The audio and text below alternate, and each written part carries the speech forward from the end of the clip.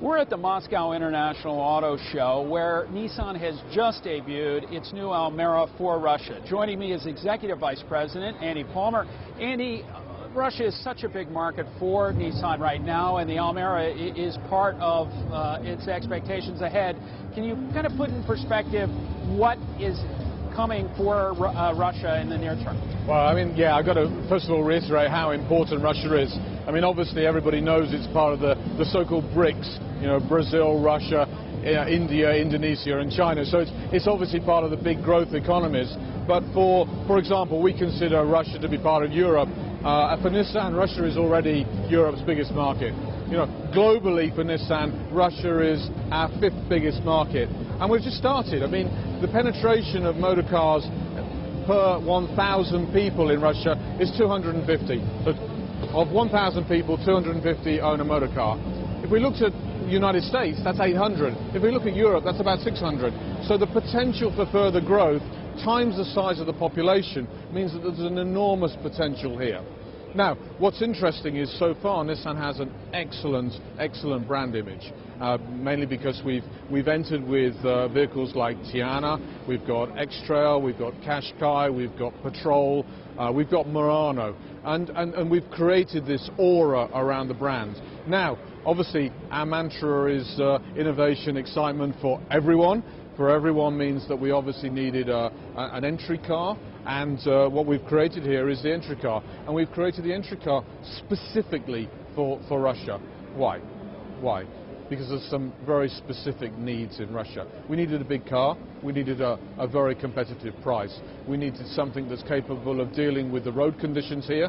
You know, we've got 160 millimeters worth of ground clearance. We needed something that's capable of dealing with the weather here. You know, we've got special corrosion resistant chrome. We've got 2 millimeters of steel underneath the compartment of the car to protect from stones. So we've completely re-engineered the car to meet with Russian customer needs. Localization is a big part of the message, and that includes producing the cars here in Russia. Nissan is investing substantially in expanding output here. Can you tell us a bit what that rollout's going to entail? Yeah, look, you could never, I mean, this is a game changer in this market. This is a car that's going to compete with the Polo sedan. Okay, which is a B segment car. Look at the car. It's at least C segment in size. And if I was to open the back door, maybe I can open the back door, yeah? You know, it's cavernous. It has the leg room of a D segment Tiana. So the only way that you can possibly hope to create that, it means your cost base has got to be right. And the only way that you're going to get your cost base to be right is with heavy localization.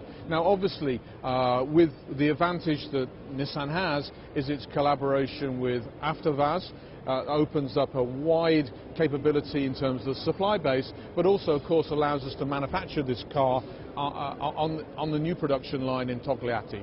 And that's basically how we've managed to engineer what is really a game changer. It's a CD segment car at a B segment price, but basically thanks to heavy localization, thanks to the collaboration with AvtoVAZ. One of the big announcements earlier this year, not only involving Togliatti, was Datsun's intents for Russia and actually production at Togliatti as well. How large could this market become for Datsun as well? Well, I think, you know, at least a third of the volume from the Nissan Motor Company could come from Datsun, which means sort of in the mid-term one could anticipate around about 100,000 units from the 2 Datsun cars which we're launching in 2014. You know, we're aiming for about 10% market share, which means around about 400,000 cars. And if you think about it, we're today we're tracking at around about 180,000 units this year. This car alone, and I think conservatively, is going to add another 70,000. Datsun 100,000. And then you think about the new cars that are coming. You know, we can really take a very significant slice of this market. I mean, the very clear intention is to immediately be the Japanese #1, and we basically achieved that. The next goal is to be Asian #1, beat Hyundai and Kia. That's definitely within our sights now. And, you know, beyond that, why not be the biggest foreign brand? We've got the assets, we've got the car, and we've got the collaboration with AvtoVAZ. We can do it. Final question, Andy. Just again, crystal balling what might be coming down the pipeline. Russia this week are estimates of 4.5% growth. It's joined the World Trade Organization. This is a market relative to the rest of Europe that's quite strong right now. Can you see this, 5 years out, how far Russia could go? Well, there's no doubt in my mind that Russia will become the biggest European market, and I don't think that's very far away. I think that's around the corner, 2013, 2014, particularly with the difficulties that Europe has experienced in context to Russia. So, I think it's a big market. There's no doubt, and it will continue to accelerate. And I said, you just think about the size of the population here, and the fact that 250 out of every 1,000 people own a car, and they aspire to be the same as America, 800 cars per 1,000. So the potential here is explosive. This really is maybe not a market on the same scale as China, but pretty darn close.